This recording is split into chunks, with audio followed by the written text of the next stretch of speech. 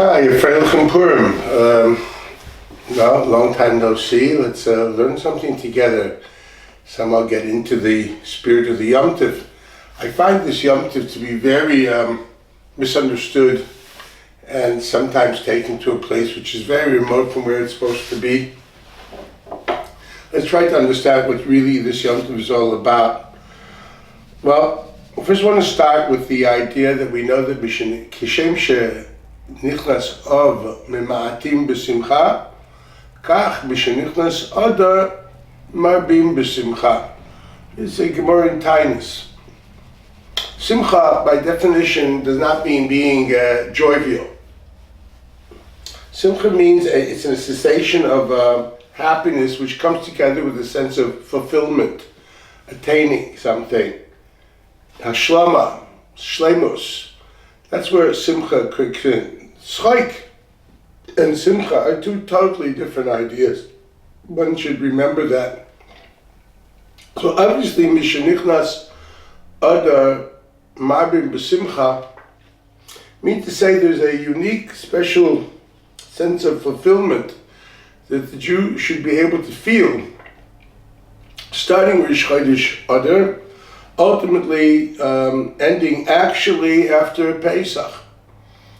Over there it says V'shenichnas Adar is due to the fact that you have full of nisim, you have different encounters between God and the Jews, whether it be the Ness of Purim and ultimately leading also to the Ness of Pesach.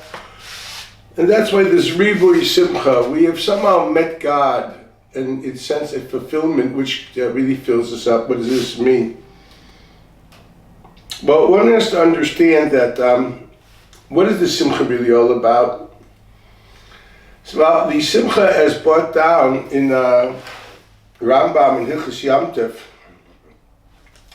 Ram writes in Hilchos Yom Tov, he writes in Perik Vav, Halacha Chav, Kish'adam ochel v'shotev v'sameach b'regel, when a person eats, drinks, and is happy during Yom Tov, lo yimashech b'yayin, you shouldn't have too much drink of alcoholic or intoxicant beverages, u'b'schayk u'b'kalas reish, and laughter, clowning, flippancy, lightheadedness. V'yomar, one would identify this with simcha and would say, shekol mi sheyosif b'zeh yarbeh b'mitzvat simcha. One would have thought that being happy means to be, Purimdik, as one says. And he says, no, that's not true. Shashichrut, whether it's being inebriated or haschayk, clowning, laughing, va'arbeh, harbeh, exceedingly obviously, and kalas reish, flippancy, lightheadedness, eina simcha. This is not simcha. People who feel fulfilled don't act this way. This is something totally different, and he identifies the elaholalut v'sichlut, basic foolishness and empty-headed behavior. For lo nitztaveinu, we were never commanded at all, elaholalut v'sichlut, we were never commanded to be empty-headed and foolish. Ela ala simcha sheyesh ba avodat yotzer kol, but rather a simcha which is a avodah, it's part of it, expresses a service to HaKadosh Baruch Hu. Shenemar, as the pasuk says, Tachas asher le'avat as Hashem Elokecha b'simcha v'toiv leivav mereiv koil holamarta. Thus we see from that pasuk she'avodah b'simcha. The mitzvah is a simcha of avodas Hashem, and we'll see clearly what it means in a minute or two. The Rambam then continues, v'yefshen, it's totally impossible la'avodas Hashem, to serve God, lo mitay schayk v'lo mitay kalas reish, clowning around and frivolous behavior and flippancy, lightheadedness. There's no way that you can possibly focus on HaKadosh Baruch Hu and ultimately feel that you're serving Him. If anything, it's the opposite. You put yourself in a situation where you're lightheaded and you don't think about serious things. The simcha of avodas Hashem demands a sense of closeness to HaKadosh Baruch Hu, fulfillment with HaKadosh Baruch Hu, and God awareness. So he lately says,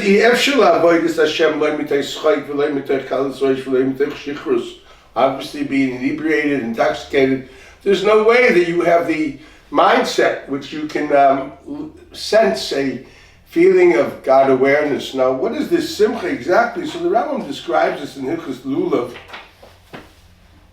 and writes in Hilchos Lulav in Perik Ches, he writes as follows. He says, "Simcha sheyismach ha'adam b'asiyat ha'mitzvah u'bi'avat hakel shetziva behen avodah gdola ma'od." This is a very big thing, and he brings the pasuk again, exactly of Tachat Shalavat Hashem Elokecha, etc.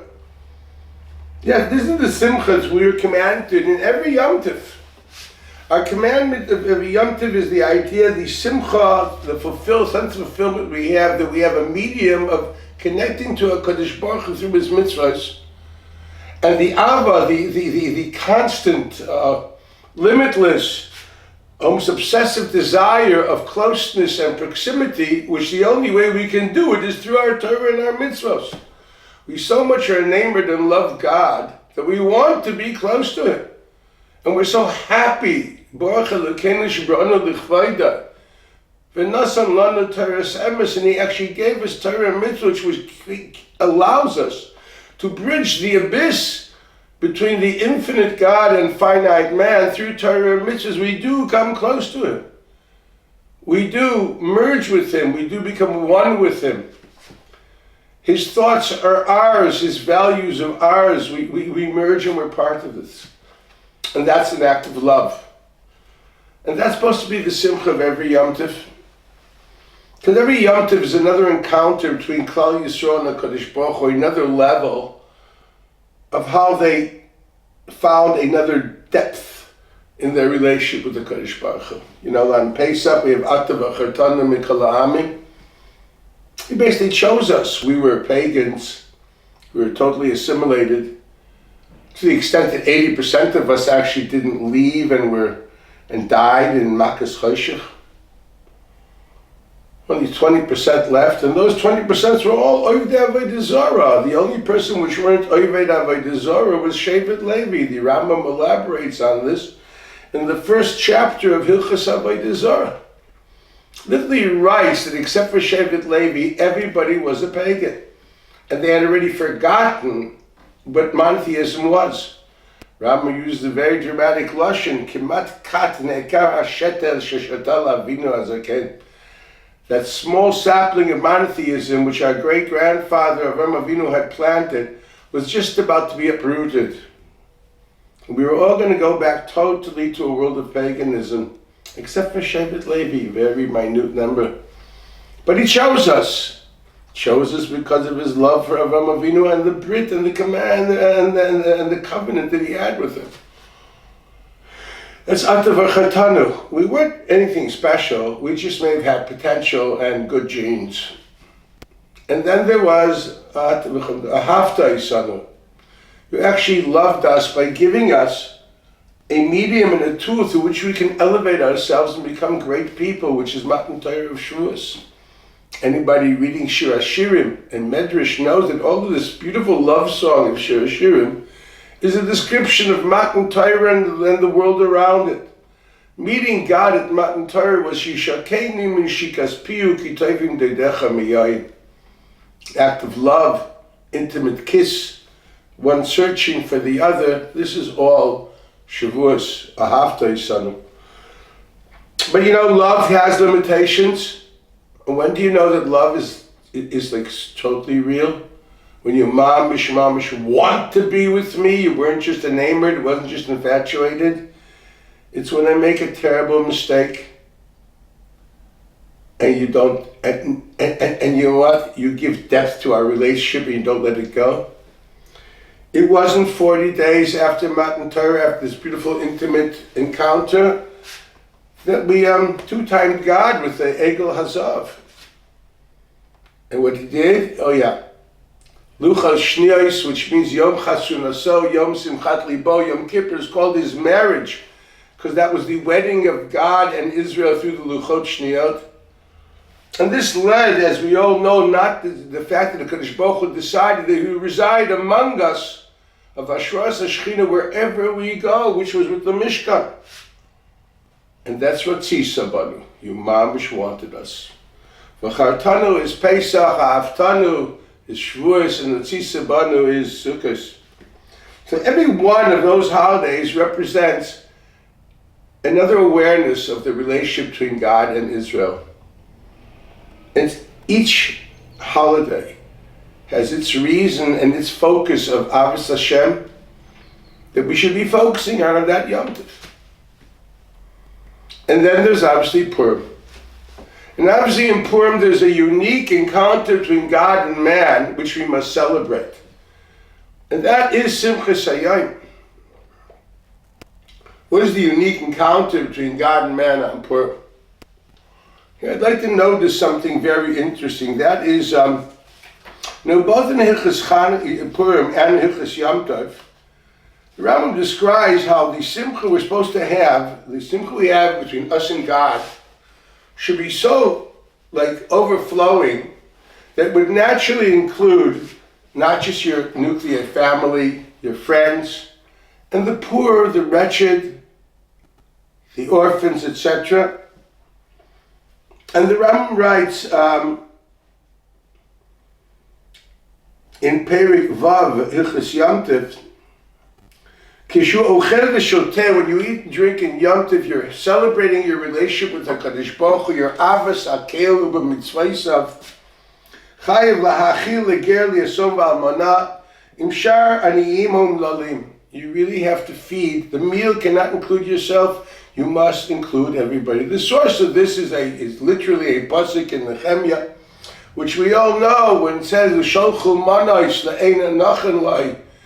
We're supposed to send mishlech manos of food to people who don't have a meal prepared, and the Rishonim there right, yes, this is the mitzvah v'samachta b'chagecha. Mishlech manos was actually an ancient biblical custom in all Yom Tovim. Because, either you invite him or you send him the money and the meal to his house.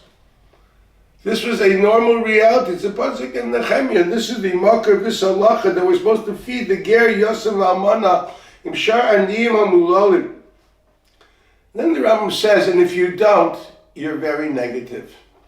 Mi shenoel dlatot chatzeiro va'ochel v'shoteh hu banav v'ishto. Ve'ino ma'achil u'mashkel aniyim u'lemarei hanefesh. Doesn't feed and give drink to the destitute, to the wretched, and the poor. Ein zu simchas mitzvah. This is not the simcha of a mitzvah. That means to say you're so eager, if you're not happy with avos Hashem b'mitzvah, because a person who cares about avos Hashem b'mitzvah loves God, he loves God's children.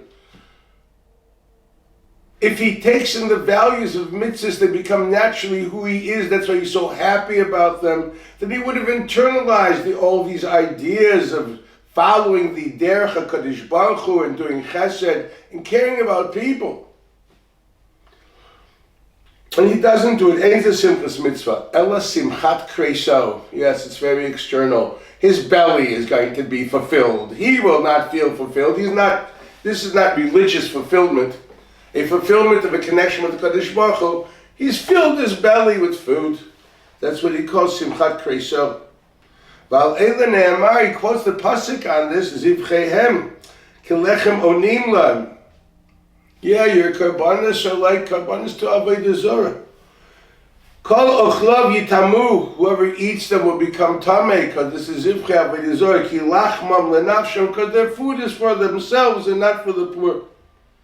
B'simcha kazu kolon hi lahem, this type of a simcha is actually a busha. Shene'amar, as the pasuk, v'zarisi perish al pneichem, I will smear excrement on your faces. Perish chageichem, that excrement which is your Yom Tov equals, it's a davar mevuzamod. So Rambam really describes that we should follow the ways of God, based on the way the Rambam writes in Hilchos Deos, based on the Gemara and Sicha, the mitzvah alachta b'drachim, you're supposed to follow the ways of a Kadosh Baruch Hu. Ma'on nikra rachum, afatayeh rachum. Ma'on nikra chanun, afatayeh chanun. How could you possibly be fulfilled with avos Hashem and suddenly not caring about his children? There's something wrong. If you love someone, you care about his values. If you love someone, you care about everything about the world of that person. If you love God, you care about God's perception of reality and God's values. Obviously, something is wrong. It's interesting how the Rama brings us, though, in Hilchis Megillah.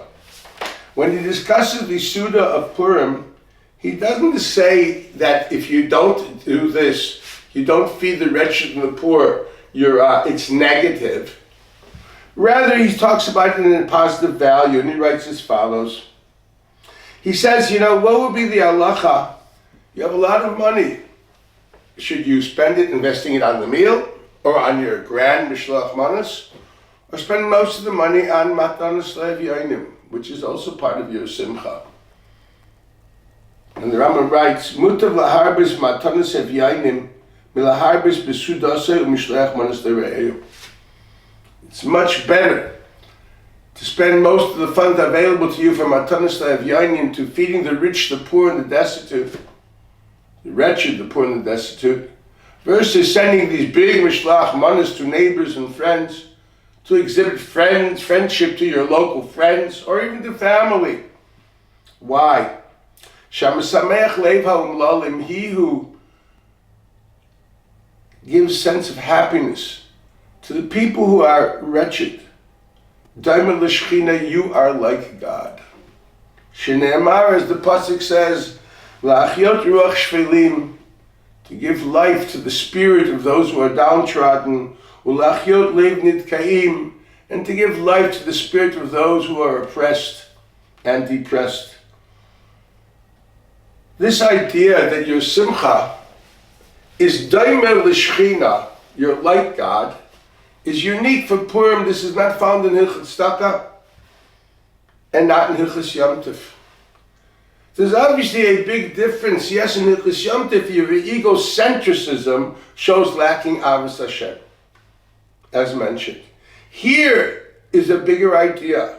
The simcha of Purim demands us to feel daimer l'shchina. What does that mean?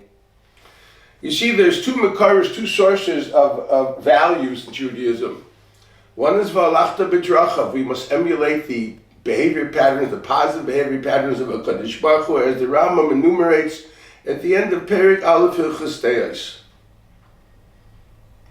Have a daimer life. We must, we should follow his ways. Whatever he does, we should do the same. And then there's another makar. Zeh keli v'anvehu.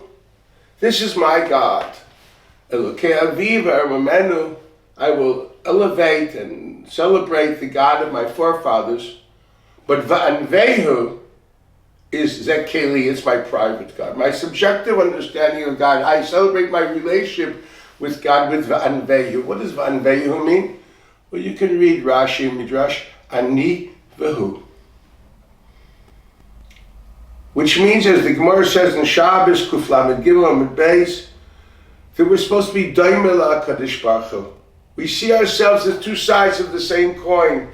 We identify ourselves totally with the personality of God, and we don't just follow his ways, we become like him. There's V'alachta b'drachav. That's a practical roadmap of values and morals and ethics.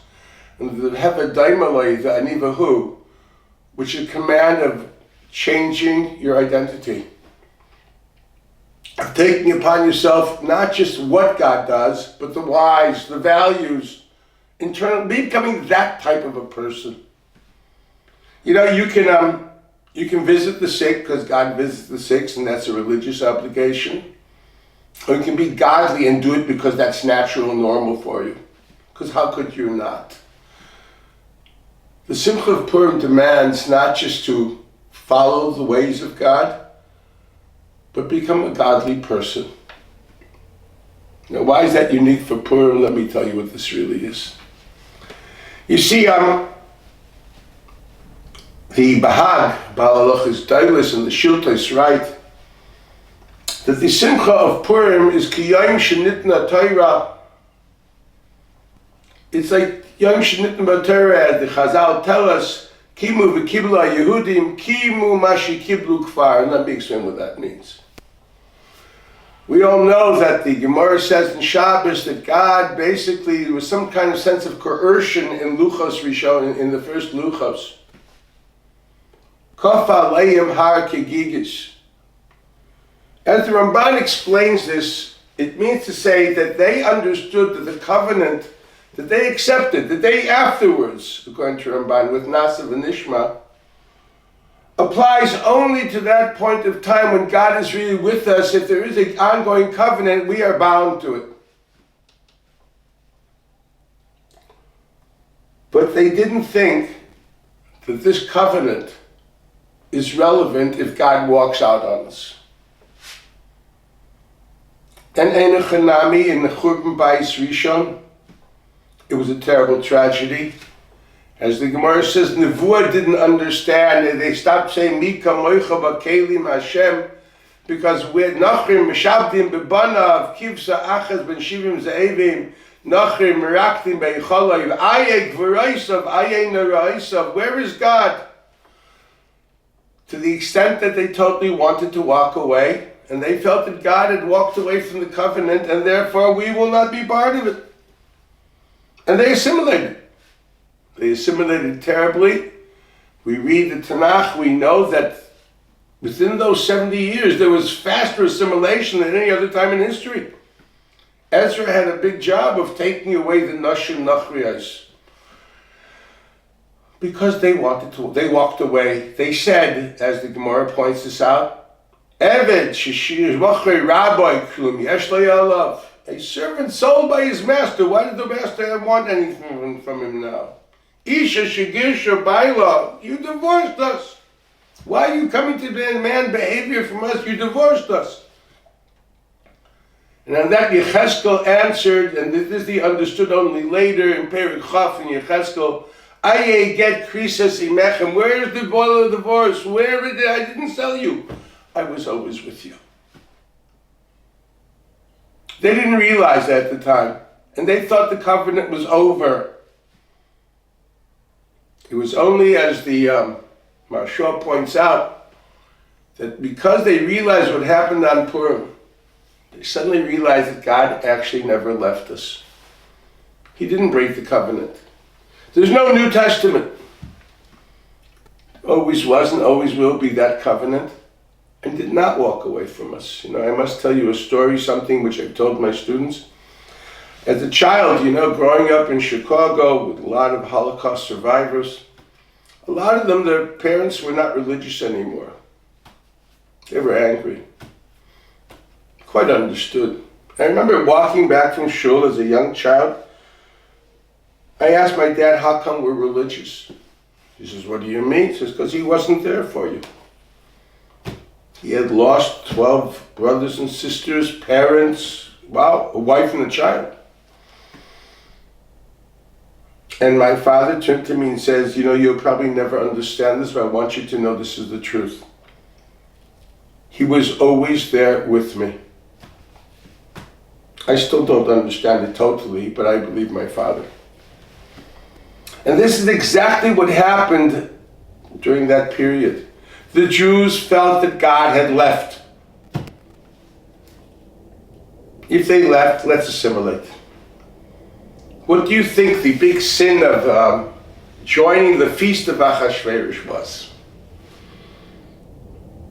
What was the party of Achashverosh? The Medrash says because basically he thought the 70 years of exile were over, and God did not rebuild his Mikdash, and basically God did not reconvene the Jews and bring them to Israel. He was sure that the Malchut of HaKadosh Baruch Hu was over.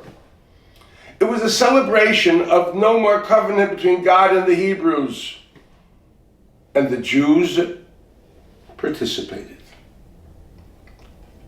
They were happy that they were divorced. They were happy that there's no more covenant. That's a heinous sin.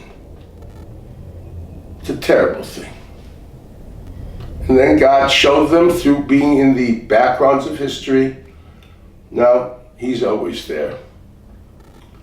He's always there. You don't see it, but he's always there. And that's why Anshe Tesach Dailo, which is Varsha writes the Bezdin of Mordechai, reinstituted in the Shmona Esra Hagadol Hagibar V'Hanoira. He says, yes, wow. Kivsa Achas Ben Shivim Ze'evim, one poor little sheep, lamb, found with 70 wolves, and yet she survives. Wow, that's Gvuras of HaKadosh Baruch Hu.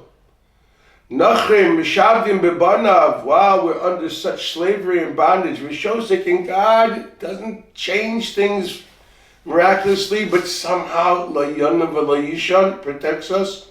That's Nara Isaf. We suddenly learned not just the speech of God, not just God of revelation, but a God that even when He's quiet, we feel Him and we know He's with us. You know, there's different types of students. There's a student which sits in the classroom and mamish knows the words of the teacher. It's nice, but that's not a real Talmud. You know what a real Talmud is? That after sitting by the Rebbe, he understands the Rebbe's mindset. He knows not what he said this, but why he said this and not something else. He understands the silences of the Rebbe. Yes, the sounds of silence are so much deeper. Those of us who are married will understand and appreciate this. A real relationship is not knowing words, but understanding the feelings behind them, specifically when they're not expressed. Mika Moicha Ba'ilmim, this is Anshe Knesset Agdayla of Dairish Mordechai. They learned the God of silence. And they understood the sounds of silence. That's an unbelievable relationship. That's a relationship somehow we only get when we fall and then we realize how it's so silent and yet it is so, so deep. Do you know what a covenant is? A covenant, real covenant, you know, as we see in biblical times, they would take an animal, a few animals, and they would cut them in half like the Brit Ben Absor. And you would, so to speak, walk between the pieces. If you look at the Brit Ben Absorim, it's like saying, me and you are the glue between these two halves. It won't be together without you, and it won't be together without me. We're one. Yes, on Purim we celebrate re-understanding the depth of our covenant, and thus the way we celebrate is being godly, being like Him. That is bris, that is what a covenantal relationship is. We're two sides of one coin. We don't just emulate you. We totally internalize your personality and we try to be you. Daimar L'Shechina is the command of the day. It's a holiday of refinding our relation. We encounter this beautiful relationship with the Kadosh Baruch Hu, and every year we want to reconnect to that. Literally, this is Matan Luchais, this is Matan Torah. This is what the Bahag says. Roi Le'ei Someach Ki Yom Shenitna B'Torah. Yom Shenitna B'Torah and Shavuos, we didn't receive anything. We received a covenant. The Torah was broken. We only got that on Yom Kippur. But we celebrate Shavuos. Why? Because God, there was a covenant there on the day either preceding or post Matan Torah. Well, then once again, Purim is another day of refinding that covenant, re-understanding the covenant, and realizing, wow, He's always there. He just may not always talk, but we learned and received the tools of understanding Him in His silence. That's what the simcha of Purim is all about. That's why I guess if there's some kind of idea of intoxication to a very small degree, it's basically to feel that sense deeply in your heart, even if you can't formulate it. Sometimes talking limits the feelings, and you just want to feel it without any cheshbonus. That demands a tremendous focus on the Kadosh Baruch Hu, but a little loose as far as the capability of formulation. Any drinking which takes away from Avodas Hashem, that's not Avodas Hashem, that's a terrible thing. It's terrible. To drink to the extent that you lose the focus on Avodas Hashem, if the whole simcha is Avos Hashem. The Ava, the unique Ava of the oneness of our relationship, how can one suddenly walk away from that and stop thinking? It's like, once again, two-timing God. I wish and pray that you use this Purim in a constructive way, in a way of ribui Torah and kavod shamayim, a ribui of God awareness. Celebrate your relationship with the Kadosh Baruch Hu. As we do, we all do, and we all should do. We should all be zeicha to mamish. We should be zeicha to really deeply appreciate this relationship with the Kadosh Baruch Hu and try our best to nurture it, grow with it, and v'yisim daimim l'shchina, a freilichen Purim.